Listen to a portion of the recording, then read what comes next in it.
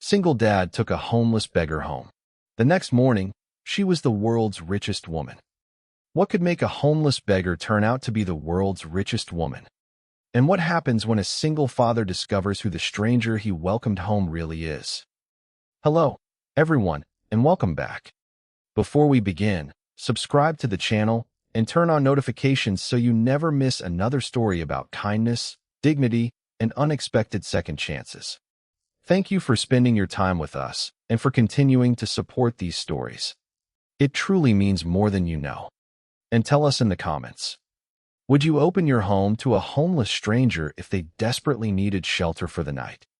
Sometimes the people we meet at their lowest can carry stories we could never imagine. Now, settle in and let's begin. The restaurant door slammed behind the soaked woman, but Ethan Cole stopped when he saw her bare hands shaking. "And stay out," the manager shouted through the glass before turning the lock with a hard metallic click. Ethan stood beneath the red glow of the diner's sign, one hand wrapped around a paper bag holding Lily's dinner, the other buried inside the pocket of his worn canvas jacket. The woman remained beside the brick wall, water dripping from the ends of her dark hair onto a coat too thin for the cold. Traffic hissed across wet pavement 20 feet away.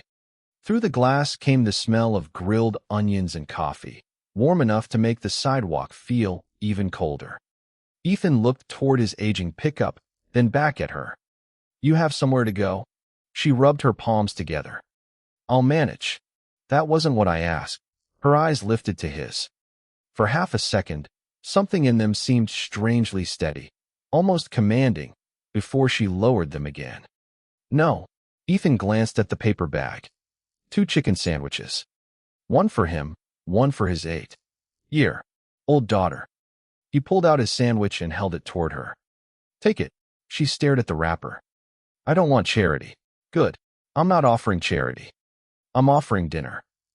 She hesitated before accepting it with both hands. The paper crackled between her fingers. "Why?" Ethan shrugged. "Because you're cold." A bus rolled past without stopping, spraying a thin fan of dirty water along the curb. The woman stepped back quickly. Ethan noticed her shoes then. Scuffed, wet, one sole beginning to separate at the toe. "There's a shelter about 3 miles east," he said. "Full." Her answer came too quickly. Ethan studied her face. "You already tried?" She nodded. Behind him, his phone buzzed. "Lily." He answered immediately. "Hey, Peanut. Daddy, are you coming home?" Her small voice came through beneath the cartoon playing in the background. "Yeah. 5 minutes." "Did you get the sandwiches?" Ethan looked at the woman holding his dinner. "I got yours." A pause. "What about yours?" Ethan smiled faintly. "I found somebody hungrier." Lily was quiet for 2 seconds. "Bring them home." Ethan closed his eyes. Of course she would say that. "Lily, we have the couch." The woman looked away, but her fingers tightened around the untouched sandwich. Ethan ended the call and pointed toward his truck. "My daughter says we have a couch. You don't know me. That makes 2 of us. I could be trouble. Are you?" She looked at him for a long moment. Neon light trembled across the rainwater between them. "Not the kind you think." Ethan opened the passenger door. Warm air leaked from the cab, carrying the faint smell of motor oil, peppermint gum, and Lily's strawberry air freshener. "One night," he said. "Tomorrow morning, we figure out the rest." The woman didn't move. Then headlights swept slowly across the diner windows. A black SUV rolled through the intersection, its tinted windows reflecting the red sign. Her entire posture changed. The sandwich stopped halfway to her mouth. She turned her face toward the brick wall until the SUV disappeared. Ethan caught the movement. "You know that vehicle?" "No." "Too fast again." She climbed into the truck and pulled the door shut. Ethan stood outside for another second, rain tapping against his shoulders. When he finally got behind the wheel, she was staring at Lily's crayon drawing taped to the dashboard. A crooked yellow house beneath 3 enormous blue stars. "What should I call you?" Ethan asked. The woman touched the corner of the drawing with one finger. "Vicky." "Okay, Vicky." He started the engine. The heater coughed warm air through the vents as the pickup pulled away from the diner. Ethan never noticed the same black SUV reappear 2 blocks behind them. Vicky did. And this time, she quietly slid lower in her seat. The porch light flickered as Ethan unlocked the door, and Lily appeared before he could call her name. "You brought her." She stood barefoot on the worn hardwood, yellow pajamas covered in tiny moons, her brown hair tangled from waiting up. Warm air rolled from the house, carrying the smell of tomato soup and laundry detergent. Vicky stopped on the threshold. Water dripped from her coat onto the faded welcome mat. "Hi," Lily said. Vicky glanced at Ethan as though she needed permission to answer. "Hi, I'm Lily." Vicky. Lily studied the woman's wet sleeves, disappeared down the hallway, then returned dragging a thick blue blanket behind her. "This one's warmest." Vicky stared at it. "That's yours." "I know." Lily pushed it into her arms anyway. Ethan closed the door against the cold and turned the deadbolt. "House rules. Shoes by the door, bathrooms down the hall, and don't trust the kitchen faucet unless you enjoy getting sprayed." Lily giggled. Vicky didn't, not immediately. Then the corner of her mouth moved. "Understood." Ethan heated the remaining tomato soup, while Lily split her chicken sandwich into uneven halves. The refrigerator hummed beside him. A scratched ceiling fan clicked every 4th rotation, and the kitchen smelled of toasted bread and pepper. "Here." Lily slid half her sandwich toward Ethan. "Absolutely not." "Dad." Lily. Vicky quietly placed Ethan's untouched diner sandwich between them. "3 people," she said. 2 sandwiches. Seems like a solvable problem." Ethan looked at her, then cut both sandwiches into pieces. They ate around the little table beneath a warm amber bulb, passing soup and bread without ceremony. Vicky ate slowly at first, then faster when she thought no one noticed. Ethan noticed. He said nothing. When Lily asked where she lived, Vicky's spoon stopped against the bowl. Ethan reached for the salt. "Peanut, guests don't owe us their life story." "Sorry." "It's okay," Vicky said softly. She looked at Lily. "I don't really have a home tonight."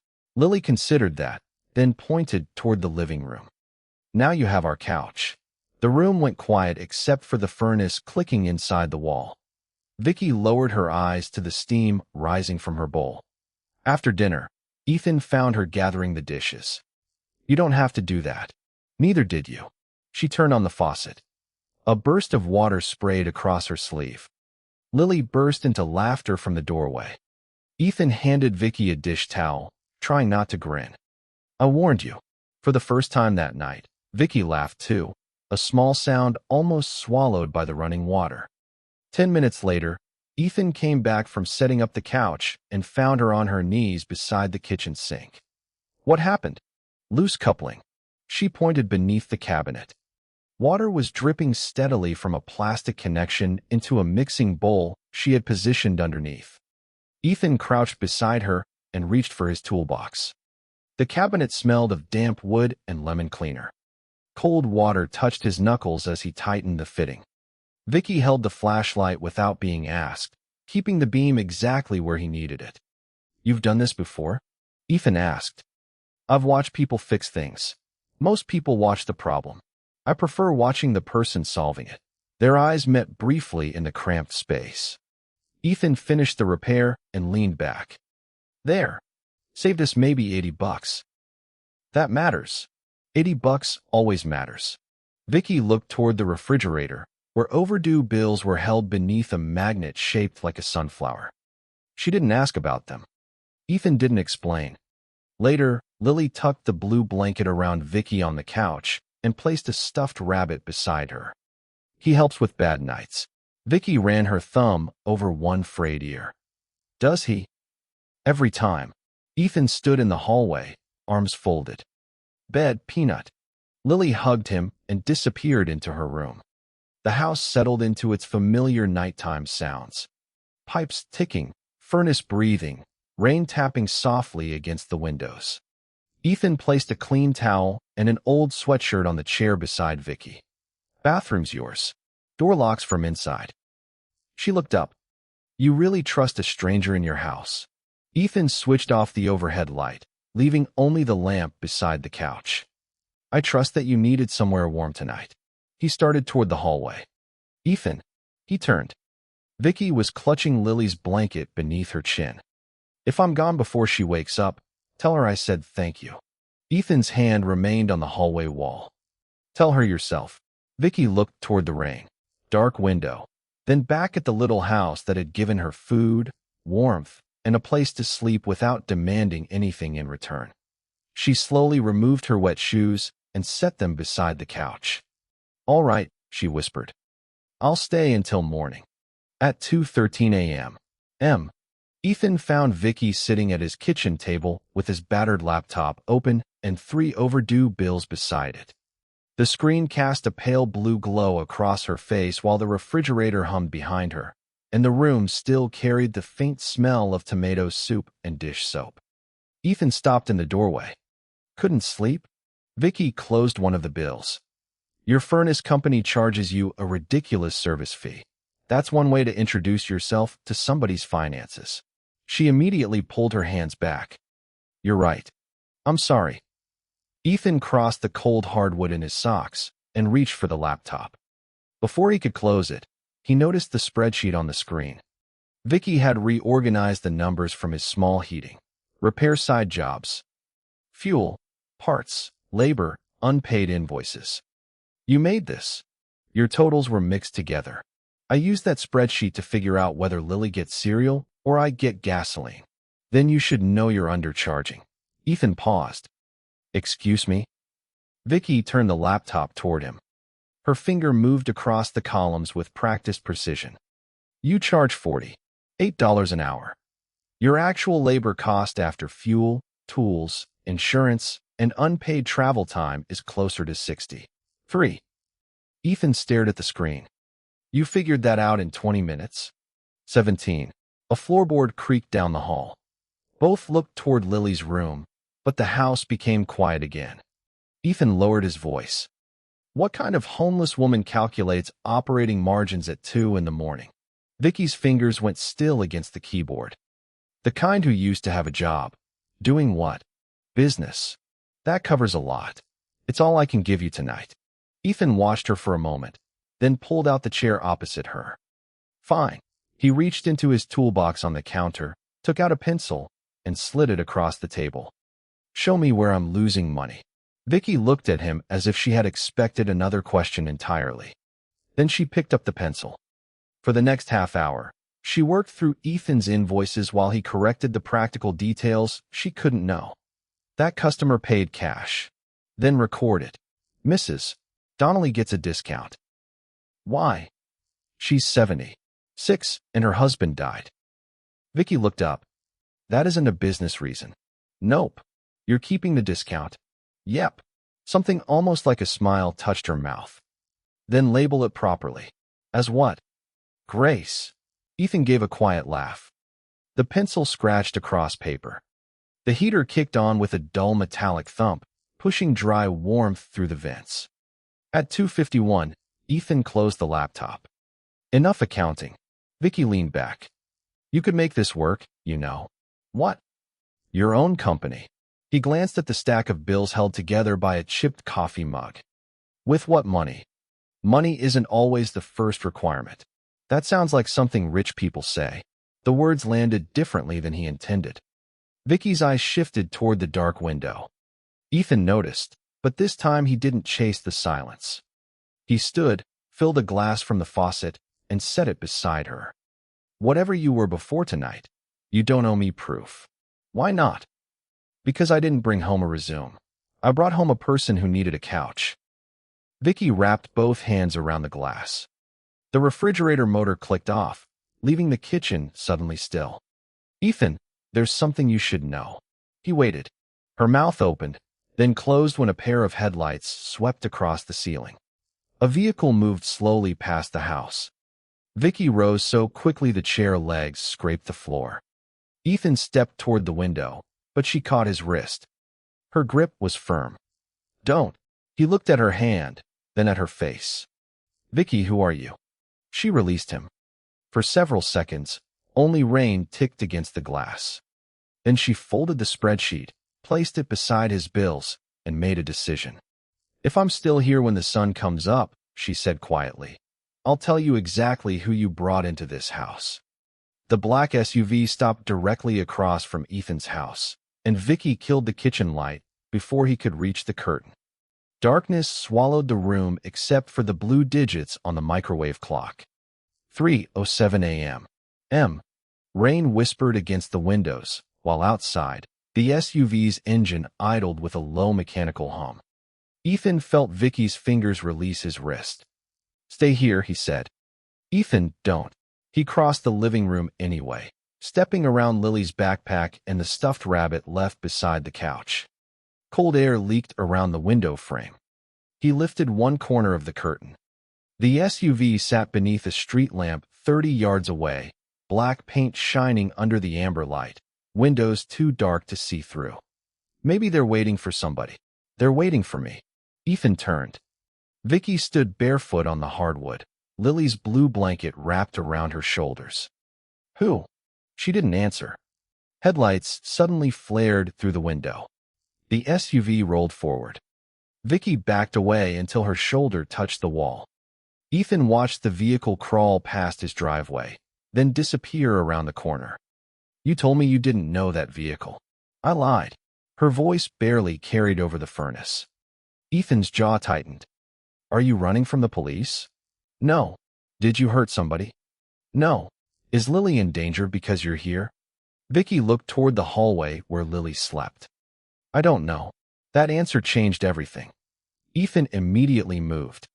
He checked the deadbolt, locked the kitchen door, pulled the blinds, then took his phone from the counter. "If anyone comes through that door, I call 911. Vicky stepped toward him. "You can't. Watch me. Please. Police involvement will make this worse." Ethan stopped with his thumb over the screen. "Then give me one reason not to put you outside right now." The refrigerator hummed into the silence. Vicky lowered the blanket from her shoulders and folded it once, carefully, as if buying herself a few seconds. "Those people aren't criminals." "That's not reassuring. They work for people who want me found." "Why?" She pressed her lips together. "Because I disappeared." Ethan stared at her. People with black SUVs don't usually search this hard for somebody sleeping outside diners. Vicky's eyes met his. "No, they don't." A soft sound came from the hallway. "Daddy." Lily stood there rubbing one eye, her hair flattened against her cheek. Ethan immediately lowered his phone. "Everything's okay, Peanut." "Why are the lights off?" Vicky knelt so they were eye level. The floor was cold beneath her bare feet. "We were trying not to wake you." Lily looked toward the window. There was a car outside. Ethan crouched beside his daughter. "Probably somebody lost. Come on." He walked her back to bed, tucked the comforter beneath her chin, and waited until her breathing settled. When he returned, Vicky had put on her damp shoes. Her coat was buttoned. "What are you doing?" "Leaving. At 3 in the morning? If they're looking for me, they shouldn't find me here." She reached for the doorknob. Ethan planted his palm against the door. "You walk outside now. You'll be alone, freezing, and whoever was in that SUV may still be nearby. That isn't your problem. You became my problem when I put you in my truck. Your daughter is your problem." Ethan's face hardened. "My daughter is not a problem. She's my responsibility." Vicky looked down. "That's what I meant. Then understand this. I'm responsible for what happens under this roof, too." The porch boards creaked outside. Both of them froze. 3 firm knocks struck the door. Not frantic. Not loud. Deliberate. Ethan motioned Vicky away and approached. "Who is it?" A man answered from the other side. "We're looking for a woman who may need assistance." Ethan glanced back. Vicky shook her head once. Another knock. "Sir, we believe she may be inside." Ethan opened the door only as far as the security chain allowed. Cold rain blew through the gap, carrying the smell of wet asphalt. A tall man in a dark overcoat stood beneath the porch light. Behind him, the black SUV waited at the curb. "Nobody here needs your assistance," Ethan said. The man reached inside his coat. Ethan's hand tightened on the door, but the stranger produced only a business card. If she's here, tell her morning changes everything. Ethan didn't take it. Get off my porch. The man studied him, then placed the card on the railing and walked away. Ethan shut the door and locked it. When he turned, Vicky was staring at the card through the window. You recognize him? She nodded. Then tell me what happens in the morning. Vicky slowly removed her coat again. If you still want me here after sunrise, she said, I won't hide from you anymore. Ethan looked toward Lily's hallway, then dragged a kitchen chair beside the front door and sat down. You're staying until daylight, he said. And nobody gets through that door without going through me first. By 6:18 a.m. Ethan had lost his job because he refused to leave Vicky alone. His phone vibrated against the kitchen table, rattling beside a cold mug of coffee as pale morning light leaked through the blinds. Cole, where are you? His supervisor barked through the speaker. Ethan glanced toward the living room. Vicky sat beneath Lily's blue blanket, still wearing yesterday's clothes, while Lily slept curled against the opposite end of the couch. Something came up, Frank. Something always comes up. The Wilson furnace is scheduled for 7. Send Martinez. Martinez is already across town. Ethan rubbed a hand over his jaw. The kitchen smelled of burnt coffee and damp fabric drying over a chair. Give me an hour. You've had warnings, Ethan. Be here by 7 or don't bother coming. The call ended. Vicky had heard every word. Go, she said. I'll leave. Ethan looked through the blinds. The black SUV was gone, but the business card still lay soaked on the porch railing. Not until I know you're safe. Your job matters. So does keeping my word. At 6:42, someone pounded on the front door. Ethan rose immediately, but this knock was rougher, impatient. He opened it to find Mr. Halpern, the property manager, holding a white envelope. Cold air swept across the entryway carrying the smell of wet leaves. Morning, Ethan. Halpern's eyes moved past him toward Vicky. Rent balance. He handed Ethan the envelope. You're 12 days late. I told the office Friday. Friday became Monday. Monday became today. Ethan unfolded the notice. $780 due. Vicky stepped closer. How long does he have? Halpern looked at her worn coat, then back at Ethan. That your business? No, Ethan said quickly. It's mine. Halpern tapped the paper. End of the week. After that, the process moves forward. The door closed. Ethan folded the notice twice and slipped it into his pocket. Vicky stared at him. You're behind on rent, and you still fed me? You were hungry. You may have just lost your job. You needed somewhere safe. Stop saying that like it explains everything. Ethan looked at her. It explains enough. His phone rang again. Frank. Ethan answered. I'm coming in. Don't, Frank said. Behind his voice came the metallic clang of the shop floor. I covered the call. I covered yesterday when you left early for Lily. I'm done covering. Ethan's fingers tightened around the phone. Frank, bring the van keys by noon. You're finished. Silence. Then the line disconnected. Ethan placed the phone on the counter with deliberate care. Vicky stood motionless. Because of me. Because I made a choice. A terrible one. Maybe. Ethan picked up his wallet. Inside were 2 20s, a 10, 3 ones, and a bus pass he no longer needed for work. He removed the cash. Bus station opens at 7:50. $3 should get you somewhere. Vicky stared at the money. You just got fired. I can find another job. And your rent. I'll figure it out. Your daughter. Ethan's eyes sharpened. Lily will have what she needs. Vicky pushed the money back toward him. I cannot take this. Ethan closed her fingers around it. Then don't call it charity. Call it transportation. The same words he had used about dinner hung between them. A school bus groaned somewhere down the street. Pipes clicked inside the wall. Lily appeared in the hallway, rubbing sleep from her eyes. Is Vicky leaving? Ethan crouched beside her. She has somewhere she needs to go. Lily walked to Vicky and wrapped both arms around her waist without warning. Vicky's hands hovered in the air before settling carefully against the child's back. When Lily pulled away, Vicky slipped the $53 into her coat pocket. "I'll repay him," she whispered. "Daddy doesn't like people owing him," Lily said. "Then I'll have to find another way." Ethan grabbed his truck keys. "I'll drive you to the station." Vicky shook her head. "No, stay with Lily." She stepped onto the porch. Morning air cut through her thin coat, and water shone across the cracked sidewalk. At the steps, she turned back toward Ethan. "Last night you gave me shelter when you thought I had nothing. This morning you gave me your last money after losing your job." Ethan leaned against the doorframe. "Just get somewhere safe." Vicky looked at him for one long second, then made her decision. "I will," she said. "But I'm not getting on that bus." The front door closed softly behind Vicky, but Ethan remained standing in the entryway long after her footsteps disappeared down the sidewalk. The house felt different without her. The furnace clicked, the kitchen clock tapped each second into the silence, and the faint smell of her coffee still lingered beside the empty mug on the table. Lily appeared from the hallway holding the blue blanket. "She left." Ethan nodded. "She had somewhere to be." Lily looked at the front door. But she didn't say goodbye. Ethan had no answer.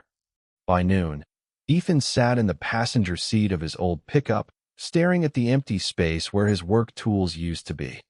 He had returned the company van, his keys, and the uniform hanging in his locker. The metal toolbox in the bed of his truck was the only thing left. Rain tapped against the windshield as he drove home through familiar streets lined with small houses and aging storefronts. He stopped at the grocery store, counted the money in his wallet twice, and bought the cheapest items he could find: bread, eggs, peanut butter, and Lily's favorite cereal. At the checkout, his card declined. The cashier looked at the screen, then at Ethan. "Try again." Ethan shook his head. "It's okay. Remove the cereal." Before he could say anything else, a woman behind him placed cash on the counter. "Keep it." Ethan turned. "I can't accept that." "Then call it a loan." He looked at the stranger, then at the cereal in the bag. "I'll pay you back." She smiled. "I believe you." Outside, the wind pushed cold air through the parking lot as Ethan carried the groceries to his truck. He stopped when he saw a folded piece of paper beneath the windshield wiper. No name. No envelope. Just 3 words written in careful handwriting. "You were right." Ethan turned the paper over. Nothing else. He placed it in his pocket and drove home. That evening, Lily sat at the kitchen table coloring while Ethan repaired a broken heater valve from a neighbor's house. The room smelled of solder and cinnamon from the candle Lily had lit beside her homework. "Daddy?" "Yeah." "Do you think Vicky is rich?" Ethan looked up. "Why would you ask that?" Lily shrugged. "Because poor people usually don't know how to fix things like she did." Ethan tightened the valve. He thought about the spreadsheet, the way she analyzed numbers, the way she carried herself. "I don't know, Peanut." The next morning, Ethan woke before sunrise and found an envelope taped to his front door. Inside was a cashier's check. He stared at the amount. $780. Exactly what he owed for rent. Beneath it was a handwritten note. "For the man who gave away his last meal before asking my name." Ethan looked around the empty street. No SUV. No stranger. No explanation. Just the payment that could save his home. He folded the note carefully and stepped back inside. But before he could close the door, his phone rang. A woman's voice came through the speaker. "Mr. Cole, my name is Elena from Ashford Global." Ethan froze. The name meant nothing to him yet. "How did you get my number?" There was a pause. "Because the woman you helped needs to speak with you." Ethan looked down at the note in his hand. "Who is she?" The woman answered quietly. "Her real name is not Vicky." The line went silent for a moment. Then came the words that changed everything. "It's Victoria Ashford." The black SUVs arrived before Ethan had time to process the name. Victoria Ashford. The words from the phone call still echoed in his kitchen while engines rolled quietly onto his street. Neighbors stepped onto porches, pulling jackets tighter as the morning air carried the smell of wet pavement and fresh coffee from nearby homes. Ethan stood beside his old pickup, one hand resting on the faded toolbox in the truck bed. Lily held his sleeve. "Daddy, why are there so many cars?" Ethan looked down at her. "I'm going to find out." 6 luxury SUVs stopped in front of the small house. Doors opened. Men and women in professional clothing stepped out, but none approached until the center vehicle door opened. A woman stepped onto the sidewalk wearing a simple black coat, her hair neatly tied back, no longer hidden beneath a worn hood. Ethan recognized her immediately. Vicky. But the woman walking toward him carried herself differently. Not like someone searching for shelter. Like someone the world had been waiting for. She stopped several feet away. Ethan. He didn't move. Victoria Ashford? She lowered her eyes for a moment. Yes. The street went quiet. Even the neighborhood dogs stopped barking. A man in a gray suit approached with a folder, but Victoria raised one hand. He stopped immediately. "I came alone," she said. Ethan glanced at the other vehicles. "That's your definition of alone." A small smile crossed her face, then disappeared. "Fair point." Lily stepped forward. "Are you really rich?" Ethan gently touched her shoulder. "Lily," but Victoria knelt so they were eye level. The expensive coat brushed against the damp sidewalk. "Yes," she said honestly. "I am." Lily looked at her carefully. "Then why were you outside?" Victoria looked toward Ethan's house. The small porch. The chipped paint. The blue blanket folded on the couch visible through the window. "Because I needed to know if someone would still see me when my name meant nothing." Ethan heard the words, but didn't respond. His eyes moved to the envelope still sitting on the porch table. The cashier's check. The rent payment. "Was that you?" Victoria nodded. "I wanted to help. You wanted to pay me back." "No." Her answer came immediately. "I wanted to make sure your kindness didn't cost you everything." Ethan looked away. The wind moved through the trees, shaking drops of water onto the sidewalk. "You already cost me my job." The words landed harder than he intended. Victoria didn't defend herself. She simply reached into her coat and handed him a small card. "Then let me offer you something different." Ethan looked at the card. No amount written. No company title visible. "What is this?" "A chance. I don't need a handout." "I know." Victoria looked directly at him. "That's why I'm not offering one." She pointed toward his toolbox. "You understand heating systems. You understand people. You fix things most people ignore." Ethan folded his arms. "And you think you can fix my life?" "No." Victoria shook her head. "I think you can. I just want to give you the room to do it." Behind her, one of the assistants stepped forward with a tablet. "Ms. Ashford, the board meeting begins in 40 minutes. Ethan noticed the way everyone waited for her answer. The way the entire street seemed to pause around one woman. Victoria looked back at them, then at Ethan. "I have spent years surrounded by people who wanted something from me." She held his gaze. "You were the first person who gave me something when you believed I had nothing." The assistant checked his watch. Victoria took a breath. "I need to leave for the meeting." She turned slightly, then stopped. "But before I go, I need to ask you one thing." Ethan waited.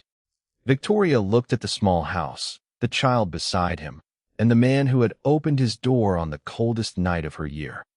"Will you let me help you rebuild what you lost?" The next morning, the world learned the name Ethan Cole had never asked for. Screens in coffee shops, news alerts on phones, and headlines across financial websites carried the same image. Victoria Ashford standing beside the humble single father who had opened his door to her when nobody knew who she was. But Ethan was not watching the news. He was standing inside a glass-walled conference room 40 floors above the city, holding the same worn toolbox he had carried for years. The polished marble floor reflected the ceiling lights. The air smelled like fresh coffee and expensive leather. Everything around him looked like a world built for someone else. "You don't belong here." The voice came from across the table. Ethan turned. A group of executives sat behind folders and tablets, watching him carefully. Victoria stood beside the window, wearing a simple navy suit instead of the designer clothes people expected from the world's richest woman. "He belongs here," she said. The room went quiet. One executive adjusted his glasses. "Ms. Ashford, with respect, this is a billion-dollar company. We are discussing expansion, investments, and leadership." Ethan placed his toolbox beside the chair. "Then why am I here?" Victoria looked at him. "Because you understand something most people in this room forgot." She walked to the table and placed a folder in front of him. Inside were plans for a new housing and heating initiative designed to help struggling families reduce energy costs. Ethan scanned the documents. He noticed problems immediately. "This section won't work." The executives exchanged looks. Victoria leaned forward. "Why?" Ethan pointed at the page. "Because the equipment listed here is too expensive for older homes. Families who need this most won't qualify." A man near the end of the table gave a small laugh. "And your solution?" Ethan opened his toolbox. The metal clasps clicked against the silent room. He removed a worn notebook filled with sketches, measurements, and handwritten notes from years of repairing broken furnaces. "You simplify the system. Lower installation costs. Use parts local technicians can actually repair." Nobody spoke. The same man who laughed picked up the notebook. "You created this?" "I fix problems. That's different." Victoria watched the room change. Not because Ethan demanded respect. Because he earned attention without asking for it. Later that afternoon, Ethan returned home to find Lily sitting on the porch with a drawing. The wooden steps creaked beneath his boots. The smell of fresh grass mixed with the warm scent of the neighbor's barbecue drifting through the air. "Daddy, did you work with Vicky?" Ethan smiled. "Yes." Lily held up the drawing. It showed 3 people standing beside a small house. "I made one for her." Ethan looked at the picture.